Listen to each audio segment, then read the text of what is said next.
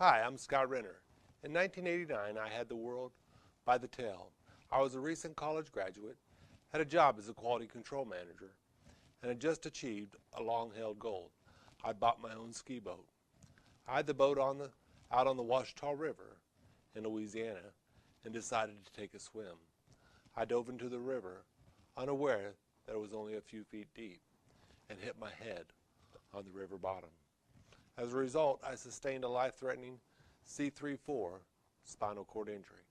After 9 months of intensive rehabilitation at the Shepherd Spinal Center in Atlanta, I was able to leave there in a wheelchair, and I've been in one ever since. Just like that, everything had changed. I didn't know what to do with my life. I sat around watching The Price is Right for a few months and realized I had to get on with my life. I was able to go back to school, and in spite of the fact that there were few, if any, accommodations available in those days, I got my master's degree and took a job as a clinical instructor at LSU Medical Center. Since that time, I've had various medical complications that have twice forced me to leave work and rely solely on governmental benefits. But I worked through the health issues. Every time I went back to work, as I moved up and moved on, I kept working hard and have gotten better and better jobs. I've now taken a job at Auburn University Center for Disability Research and Service, and love being part of a team that is making a positive difference in our state and the nation. None of this would have been possible if it wasn't for Social Security Work Incentive Program that allowed me to work and still keep my benefits. As you know, the Social Security Administration administers the two most common disability benefits programs: Supplemental Social Security Income, SSI, and Social Security Disability Insurance, SSDI.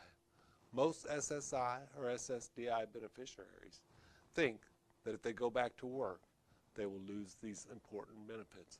But that's not always true. In fact, Social Security wants you to go to work. In most cases, people with disabilities can work, make extra income, and still keep their SSI or SSDI benefits, as well as Medicaid or Medicare.